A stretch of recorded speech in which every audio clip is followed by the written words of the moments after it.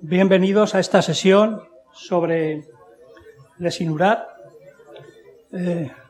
Como todos sabemos, el riñón es el órgano fundamental en el manejo del ácido úrico. De ahí que la mayoría de los pacientes con daño renal presenten un incremento en los niveles de ácido úrico en sangre, que se suele manifestar la mayor parte de las veces como hiperuricemia asintomática, pero en otras ocasiones como artropatía, bien aguda, bien crónica. De ahí que cada vez que surge un nuevo medicamento que puede tener interés en el manejo de los niveles de ácido úrico, pues se suscite un gran interés por parte de la comunidad nefrológica. Desde el año 2017 tenemos un nuevo medicamento, como es el Lesinurad, y para contarnos un poco la experiencia, las características de este fármaco, contamos hoy con la doctora Marian Goicoechea, del Servicio de Nefrología del Hospital Gregorio Marañón.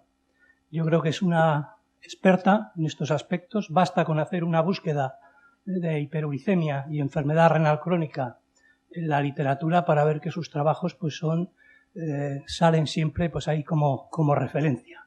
Por lo tanto, es un auténtico placer tenerla hoy con nosotros, poderla preguntar nuestras dudas y nuestras sugerencias. Cuando quieras, Marian.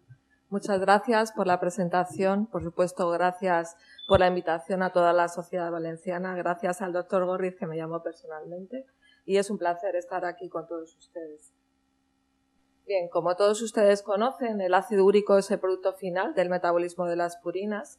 Se metaboliza con esta enzima, la santina oxidasa, pasando de hiposantina, santina, al ácido úrico, que está presente en la sangre como anion-urato. Hablamos de ácido úrico, pero realmente deberíamos hablar de urato.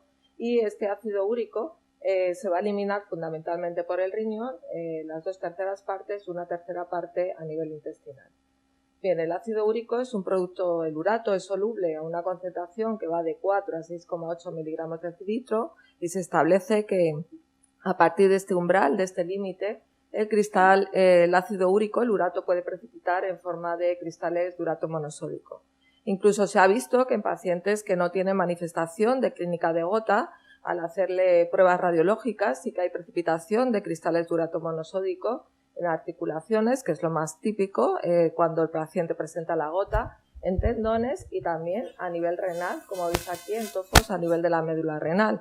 Incluso pues en los últimos años se ha barajado como hipótesis de la relación o la asociación entre hiperuricemia y enfermedad renal crónica, que estos tofos a nivel de la médula renal podrían obstruir los túbulos colectores, producir pérdida de nefrona e hipoperfusión y conducir a un empeoramiento o una progresión de la enfermedad renal crónica.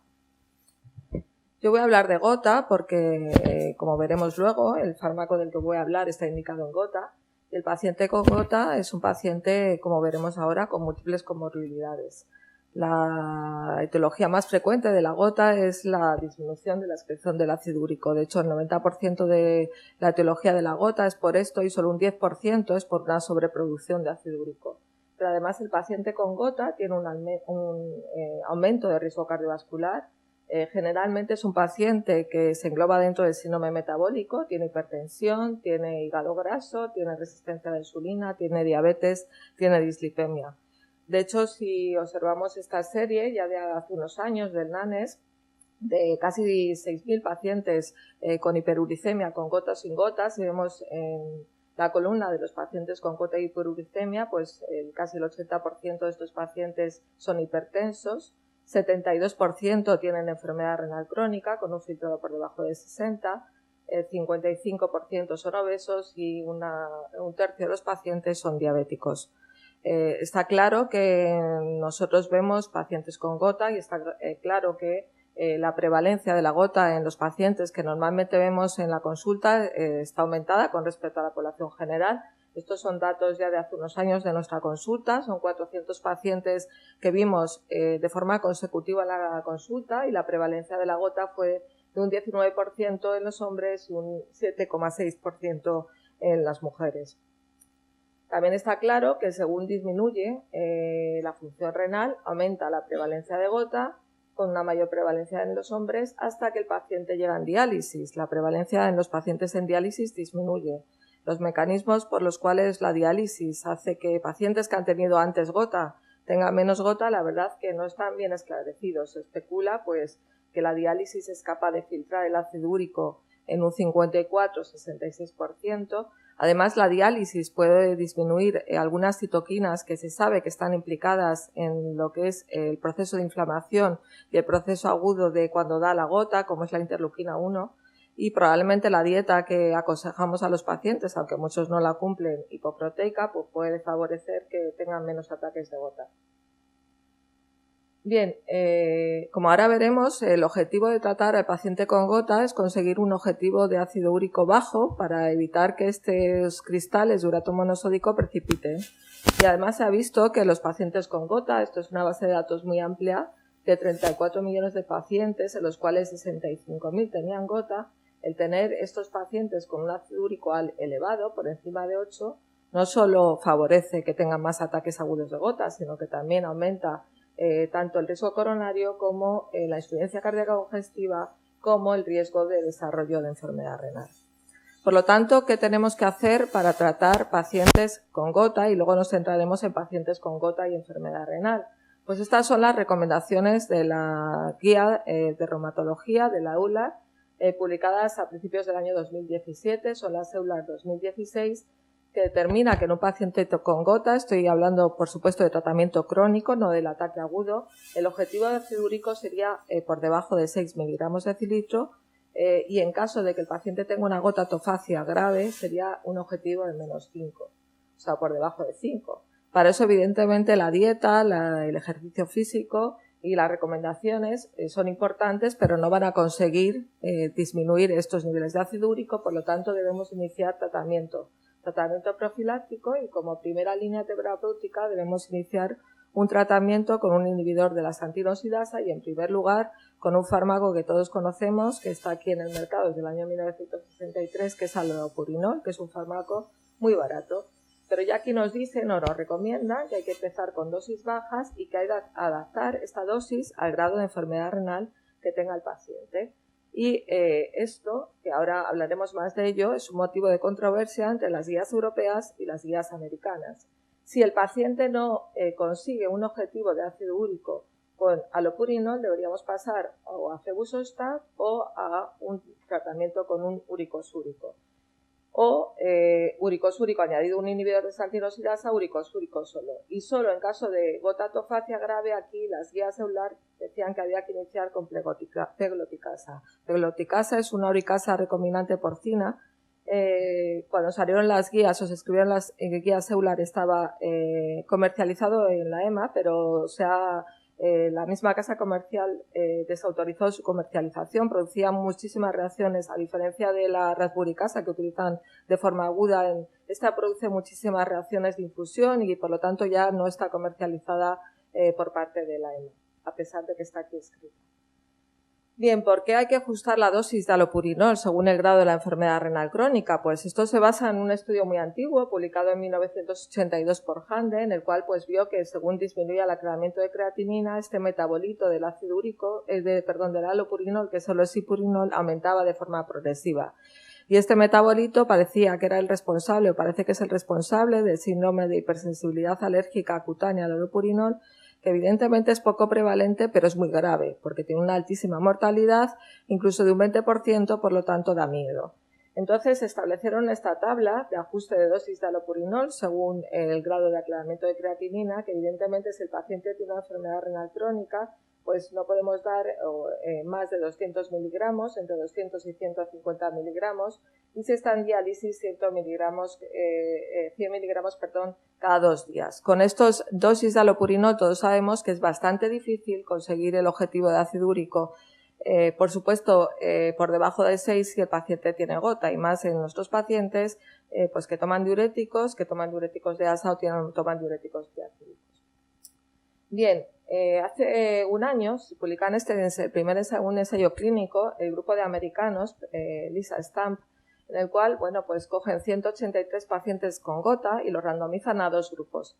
En la parte de la izquierda, este grupo, en el cual, según el aclaramiento de creatinina, ajustan dosis en los primeros 12 meses y, como veis aquí, Estos pacientes no consiguen el objetivo de ácido úrico, que sería por debajo de 6, y luego a partir de los 12 meses empiezan a escalar la dosis y aquí ya empiezan a conseguirle.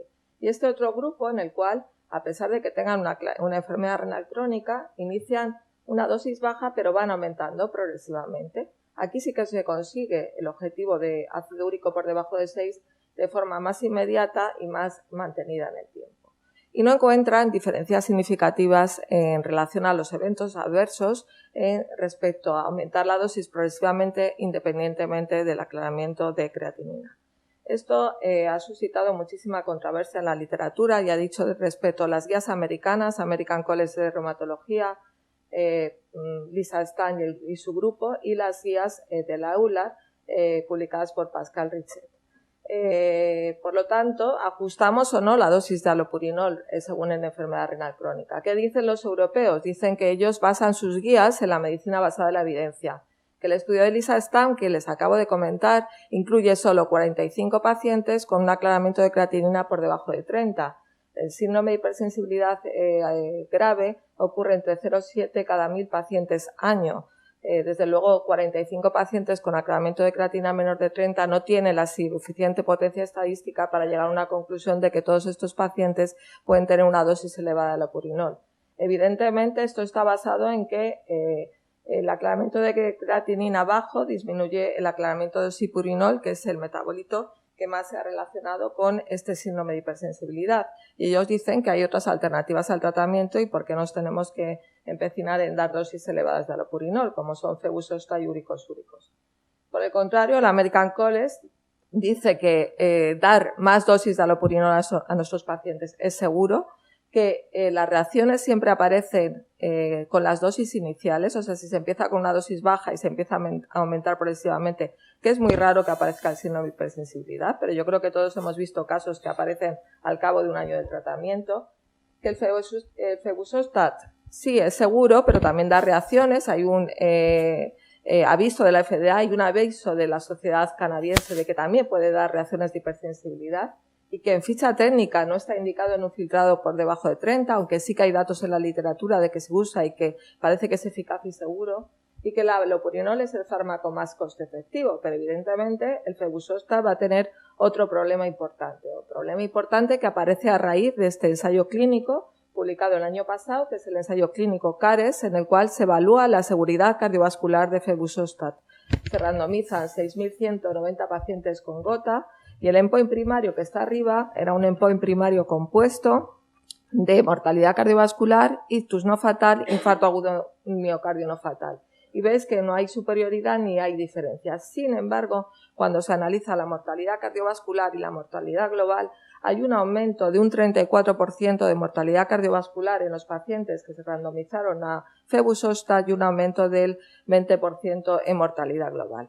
Esto trajo un aviso de la FDA en el 2017, inicialmente, diciendo que en el primer trimestre del 2019 iban a sacar unas recomendaciones. Las recomendaciones acaban de salir y son muy drásticas, han salido el 21 de febrero y dicen que el febusostat aumenta la mortalidad cardiovascular, aumenta la mortalidad global con respecto al allopurinol y, por lo tanto, estas conclusiones están basadas en este ensayo clínico publicado en el New England y, por lo tanto, debe haber un warning, debe haber una nueva medicación para una nueva guía de medicación para el paciente y solo se deben tratar los pacientes con febusostat. A los pacientes que tienen efectos graves secundarios con el allopurinol o que no están tratados o no consiguen objetivos terapéuticos. Bien, en esta situación, allopurinol con dosis que debemos ajustar con difícil objetivo en los pacientes con enfermedad renal crónica, febusostat con este aviso. Tenemos otros fármacos que son los úricos úricos que actúan alterando la resorción en el túbulo proximal. Estos son los diferentes transportadores de ácido úrico que han sido investigados. Los más conocidos es el URAT1 y el LUN9 y ahora se han visto otros como los OAT del 1 al 4 que también intervienen en la resorción del ácido úrico. Y hasta ahora, ¿qué úricos úricos teníamos? Pues teníamos dos, el Probenecid, que estaba comercializado en Estados Unidos y no en España, y la benpromarona, comercializada en España, pero que no usábamos. Este úricos úrico se puede utilizar hasta un filtrado por debajo, hasta 20, pero es un fármaco que sí que utilizan los reumatólogos, la verdad que nosotros no tenemos experiencia con él, y su principal efecto adverso es la hepatotoxicidad. De hecho, en algunos países europeos, como Alemania, está prohibido porque ha producido hepatitis tóxicas graves. Aparece un fármaco que es el de que ahora vamos a hablar, lesinurad, y otros fármacos que se están investigando y están en fase clínica de investigación, berinurad y adalofenato. ¿Qué es lesinurad? Lesinurad es un inhibidor selectivo de la resorción de ácido úrico. Al inhibir la resorción de ácido úrico, por supuesto, aumenta su eliminación y, como consecuencia, disminuye la concentración de ácido úrico. Bien, fue aprobado por la EMA en febrero del 2016 y aprobado en España a finales del año pasado, y su indicación es paciente con gota, tenga o no tofos, y siempre debe ser administrado con un inhibidor de las antiinoxidasas, es decir, con alopurinol o febuxostat. Nunca se puede administrar en monoterapia. Si se suspende alopurinol o febuxostat, se debe suspender lesinurad. En pacientes que no han alcanzado el objetivo terapéutico, tratados con alopurinol o con febuxostat. La ficha técnica dice que debe ser administrado con alopurinol 300 o 200 miligramos al día, ajustado para la función renal, o febuxostat 80 miligramos. Está contraindicado en pacientes con enfermedad renal crónica grave, es decir, con un aclaramiento de creatinina menos de 30, y ya veremos por qué, en trasplantes de riñón o pacientes de diálisis. Bien, ¿cuál es el mecanismo de acción de lesinurad? Lesinurad actúa sobre la reabsorción del ácido úrico a nivel del túbulo contorneado proximal, sobre este transportador, que es el URAT1, fundamentalmente, y también actúa sobre el OAT4, que es este transportador que parece que actúa o está implicado en la hiperuricemia, que se asocia con el uso de diuréticos. Por lo tanto, inhibe estos dos transportadores y lo que hace es disminuir la reabsorción del túbulo proximal del ácido úrico. Se elimina a través de la orina y tiene un metabolismo también hepático con este citocromo. A diferencia de la bemromarona, no induce hepatotoxicidad. La eliminación es bastante rápida y su acción también es bastante rápida. Tiene una semivida de 5 horas y fijaros que se administra la dosis de 200, que luego veremos que es la dosis comercializada, inmediatamente alcanza concentraciones, inmediatamente esto supone una disminución importante de la concentración de ácido úrico con la administración de la primera de la dosis y aproximadamente a las 5 o 6 horas de la administración. Bien, no está indicado, como hemos dicho, en un aclaramiento de creatinina por debajo de 30, y lo que hay que saber que esto no está indicado porque evidentemente su eficacia disminuye tremendamente. Ya disminuye tremendamente cuando hay enfermedad renal crónica moderada, que sería la gráfica azul, entre 30 y 60, porque depende del filtrado glomerular. Y no es porque dé más nefrotoxicidad, sino que depende del filtrado glomerular y, por lo tanto, cuando administramos en pacientes con función renal normal, esto es lo que ocurre, la disminución o la concentración de ácido úrico. Cuando administramos en pacientes con enfermedad renal moderada, entre 30 y 60 ya su eficacia disminuye. Otro efecto importante que habrá que ver qué supone es que parece que es un activador selectivo de los receptores PPAR-gamma. Es una actividad, tiene una potencia mucho más importante que los receptores PPAR-gamma que conocemos como la pioglitazona, rosiglitazona. Como veis aquí, estos agonistas, y además se diferencia de ellos en que es selectivo, y uno de los efectos secundarios, si recordáis de ellos, de la pioglitazona y la rosiglitazona, era que producían aumento de peso por adiposidad. Estos son adipocitos murinos y veis lo que hace la rosiglitazona, y este efecto no lo hace el lesinurad. Veremos a ver qué efectos esto que supone un beneficio para los pacientes. Bien, los ensayos clínicos que avalan la comercialización del lesinurad están aquí reflejados. Fundamentalmente son estos tres. El primer estudio que se hizo, que es este estudio, que es el estudio LIGHT, fue el único estudio que se utilizó lesinurad en monodosis, no asociado a un inhibidor de las antiinoxidasa. Y además con una dosis elevada de 400 miligramos, y además, como veis aquí, fueron una población con un ácido úrico basal muy elevado. ¿Qué pasó aquí? Que al dar lesinurad con estas dosis tan elevadas y sin un inhibidor de las antiinoxidasa, la nefrotoxicidad, como ahora veremos, fue muy importante, y por lo tanto se vio que no se podía comercializar o dar de forma en monoterapia. Estos otros tres estudios, el CLEAR-1 y el CLEAR-2, el CLEAR-1 y el CLEAR-2 son de diseño similar, uno realizado en Estados Unidos y el otro en el resto de los países del mundo, y los dos asocian alopurinol lesinurad 200 o 400 frente al opurinol placebo y el cristal que asocia febuxostat. El 30% aproximadamente de los pacientes incluidos en estos ensayos clínicos tenían un aclaramiento de creatinina por debajo de 60 y aquí estos son los niveles de ácido úrico medios de que partían los pacientes que eran muchos menores o más bajos que los pacientes incluidos en el primer ensayo clínico. Bien, los resultados del estudio CLEAR 1 y CLEAR 2, el endpoint primario era la proporción de pacientes que alcanzaban un objetivo de ácido úrico por debajo de 6. Que era el objetivo. Entonces veis que los pacientes que tenían placebo y allopurinol, el porcentaje era un 28% frente al 54% de los pacientes que recibían lesinurad. Pongo la dosis de 200 porque es la dosis que se ha comercializado y no se ha comercializado la dosis de 400. Y aquí el 23% frente al 55,4%. Este era el endpoint primario. Sin embargo, endpoints secundarios como el ataque de gota en los primeros 12 meses o la resolución completa de tofos no hubo diferencias significativas. También he de decir que la población incluida en estos estudios era gota, pero no tenían por qué tener tofos. Sin embargo, la población incluida en el cristal, que eran los pacientes que fueron randomizados a febuxostat y lesinurad febuxostat frente a placebo, tenían que tener tofos y eran pacientes con una gota más grave. Aquí también el 66% de los pacientes tenían una enfermedad renal crónica leve o moderada y el 14% usaban diuréticos tiacídicos. Bien, el endpoint primario del estudio CRISTAL fue el objetivo, lo bajaron con respecto a los CLEAR y en vez de 6 miligramos era la proporción de pacientes que alcanzaban un objetivo de ácido úrico por debajo de 5, puesto que los pacientes tenían gota atofacia. Como veis aquí, esta sería la dosis de lesinurad 400, que ya digo que no está comercializada, aunque sí que había una proporción mayor, pero no había diferencias significativas en este caso entre la proporción de pacientes que alcanzaban el objetivo de un úrico por debajo de 5, placebo febuxostat, febuxostat más lesinurad, placebo febuxostat, febuxostat más lesinurad. Sí, cuando se veía el grupo de pacientes que eran resistentes al tratamiento con febuxostat, es decir, que a pesar del tratamiento con febuxostat mantenían niveles de ácido úrico por encima de 5 y tenían una gota grave, aquí sí que había diferencias significativas en la randomización. Estos serían los que tenían placebo febuxostat y aquí lesinurad 200 con febuxostat 80. Bien, respecto a los efectos adversos, el principal efecto adverso de este fármaco es la nefrotoxicidad. Tiene otros efectos adversos como cefaleas, nasofaringitis, pero no son importantes.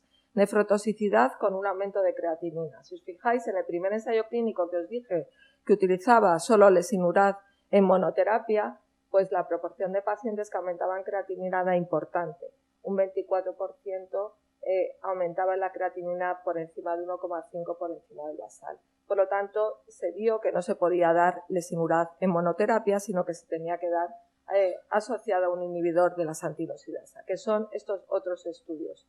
Aquí, si nos fijamos en la dosis que han comercializado de 200 miligramos al día, la proporción de pacientes aproximadamente que aumentan creatinina es un 6%, entre el 5 y el 6% en los diferentes ensayos, pero sí es importante saber que este aumento de creatinina generalmente desaparece o se resuelve sin la suspensión del fármaco.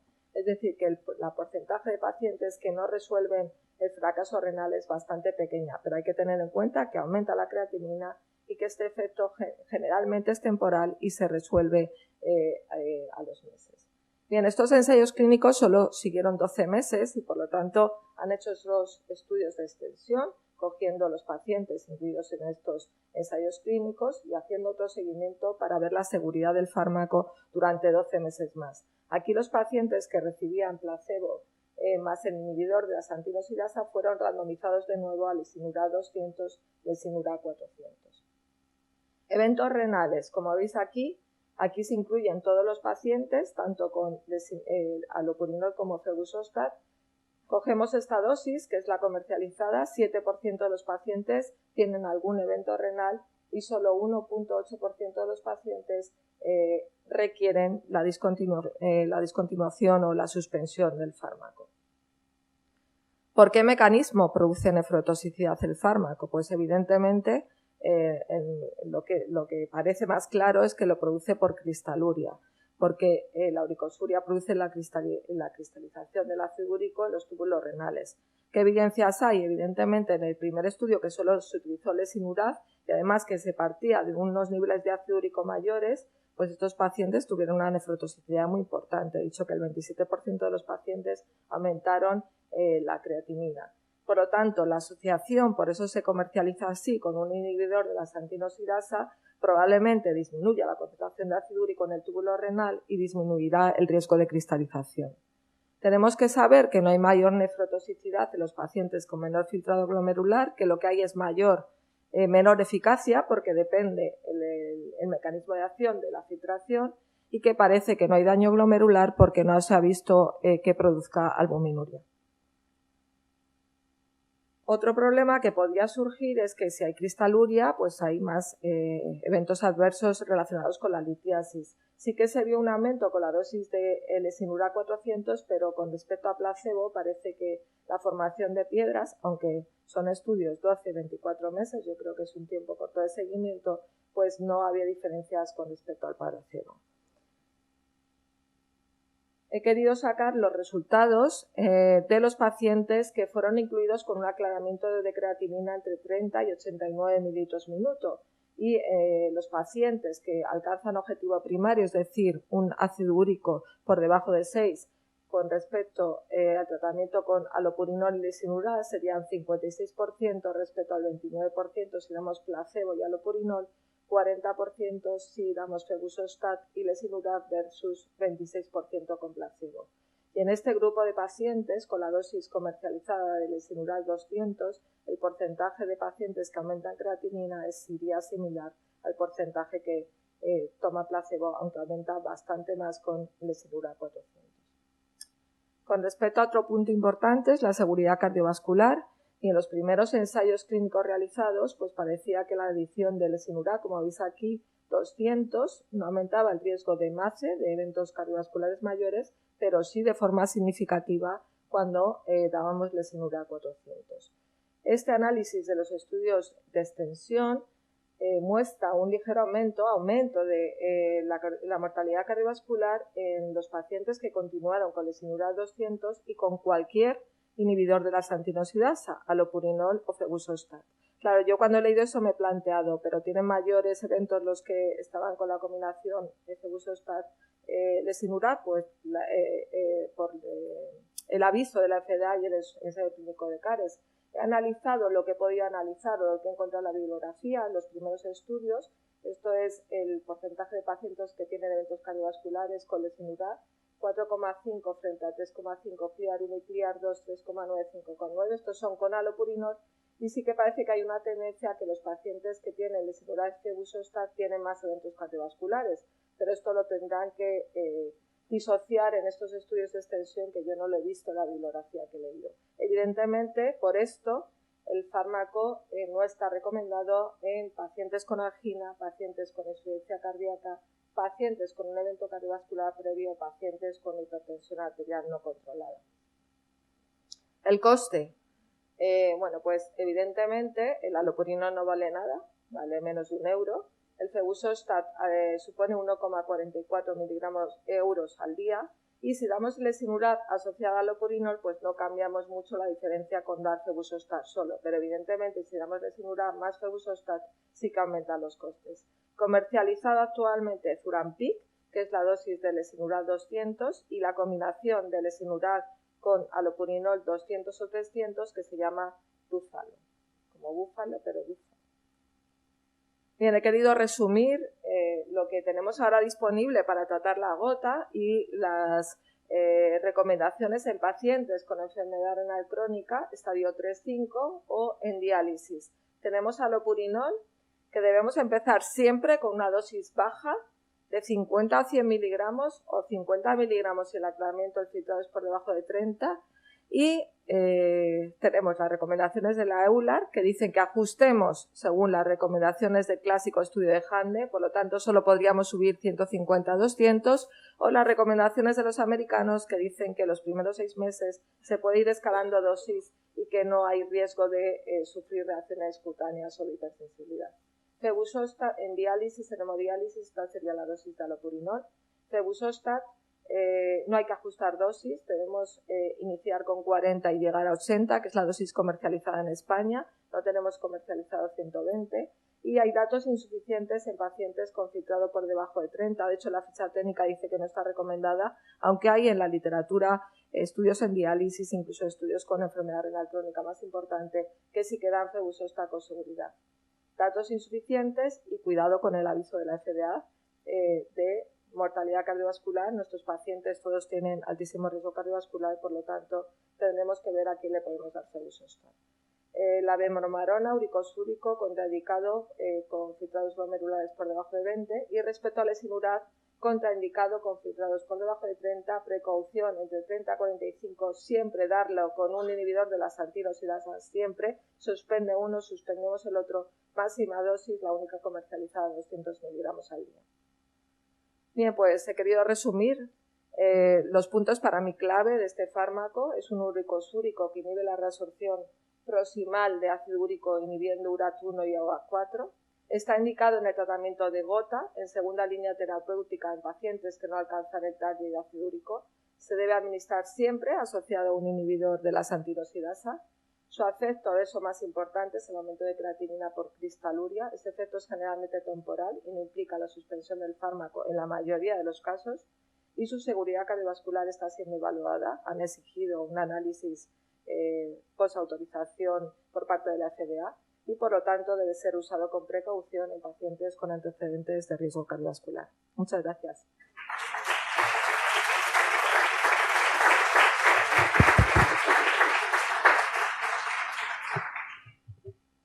Muy bien, tenemos tiempo para pocas preguntas, lo cual es una lástima, porque podríamos tener muchas preguntas. ¿Alguien de la sala?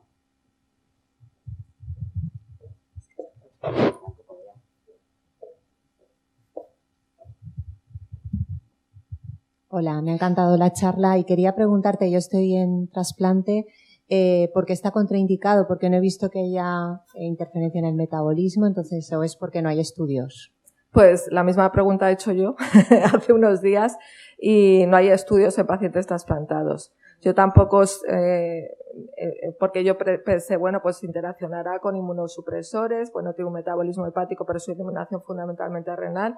La respuesta me dijeron que no habían incluido pacientes con trasplante y que no había ninguna, en teoría, ningún efecto adverso que supondría. De todas formas, bueno, trasplantado con el proceso, no sé, complicado. Habrá que ir viendo cómo evoluciona. Pero vamos, en ficha técnica se contraindica su uso. Bueno, María, muy bien, como siempre. Yo quería preguntarte también lo de siempre. ¿Qué hacemos con los trasplantados que tienen una hiperuricemia asintomática? Vale. Ahora no estamos hablando de gotas, estamos hablando de hiperuricemia asintomática. Aprovechando tu experiencia. Ya. A ver, si yo hago lo de las guías y digo me voy a basar en la medicina basada en la evidencia de las guías, te diría no hacer nada, porque es lo que dicen las recomendaciones de las guías y de hecho lo han revisado y ha habido un grupo que los han vuelto a revisar en el cual hemos participado y no hay evidencia suficiente para tratar la hiperuricemia asintomática. Hay muchos estudios de asociación, hay muchos estudios que muestran que la hiperuricemia es mala, incluso te diré que hay incluso casos que se ha visto que tienes aumentado el ácido úrico y nunca has tenido gota y en imágenes y en órganos hay cristalización y hay depósitos de cristales de urato monosódico, o sea que eso debe hacer daño. Pero no hay estudios, de hecho estábamos esperando otro estudio, que era el estudio FEDER, que era un estudio para ver progresión de enfermedad renal y ha sido negativo en un grupo importante de pacientes. Por lo tanto, no hay evidencia. Yo hasta ahora estaba tratando la hiperuricemia, te digo, lo que hago yo en la consulta que no veo trasplante. Sí que estaba tratando a los pacientes, pero también yo me pregunto una cosa, antes de, por ejemplo, la entrada de estos fármacos, febuxostat, uricosúricos, la gente cómo trataba el alopurinol, o con alopurinol, porque nosotros mandamos alopurinol, la gente, yo he visto mucha gente que se le manda alopurinol porque tiene el ácido úrico elevado, pero no ha tenido gota en ningún momento. O sea que luego cuando empezó la asociación entre hiperuricemia y riesgo cardiovascular, empezamos a pensar que si tratábamos la hiperuricemia la llamamos asintomática. Entonces yo sí que trato a los pacientes con un ácido úrico elevado y los trato con alopurinol, incluso he tratado pacientes aunque no está en ficha técnica, con Febuxostat, para pacientes que no conseguían control de ácido úrico porque tenían 11 y 12 de ácido úrico. Pero en trasplantados, con una hiperuricemia asintomática, les vas a dar un fármaco con todos los fármacos que llevan, con todas las interacciones que tienen. No sé qué contestarte. Yo probablemente si estuviera en trasplante me lo pensaría. Hay estudios en trasplante en el cual el aumento de ácido úrico basal parece que deteriora la función renal a largo plazo. También los hay publicados, pero no hay una evidencia. Yo no te puedo decir, pues estate a todos los pacientes, porque no debo. Sí, gracias, Mariana. Claro, como nefrólogos, cualquier fármaco que deteriore la función renal no resulta para nada atractivo, pero lo sorprendente es que he dicho que sin hacer nada, es la pregunta que te iba a hacer. ¿Cómo se explica que después los pacientes recuperan la función renal? ¿Es que efectivamente, digamos, hay una pérdida de nefronas y compensan otras? ¿Es que recurrimos a alcalinizar la orina? ¿Qué explicación fisiopatológica hay para que...?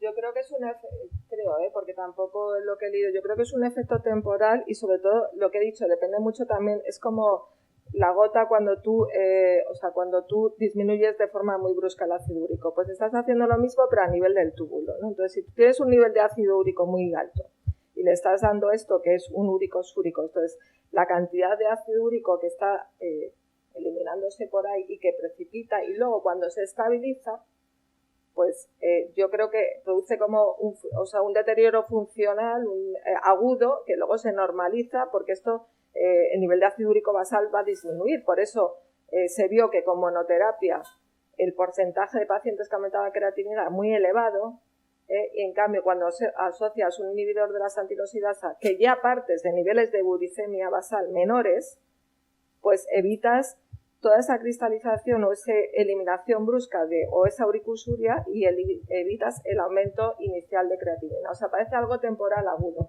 Pero bueno, hay un efecto que en la mayoría de los casos se resuelve, ya lo he dicho, se resuelve sin modificar o suspender el fármaco. Un porcentaje que es como un 1,5%, 1,9% requieren la suspensión del fármaco por fracaso renal agudo. Mecanismo especulativo.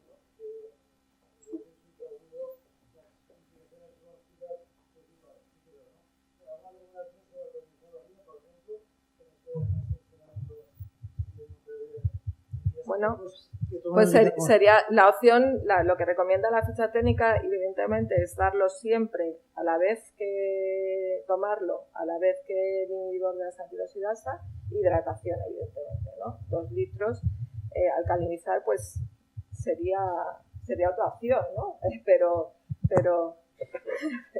ya si vas a dar un fármaco y luego tienes que alcalinizar. Pero vamos, la recomendación es ficha técnica, tomarlo siempre a la vez que el inhibidor y evidentemente hidratación, mínimo 2 litros de agua al día. Muchísimas gracias por la excelente presentación. Es una lástima que no podemos seguir, pero tenemos la siguiente.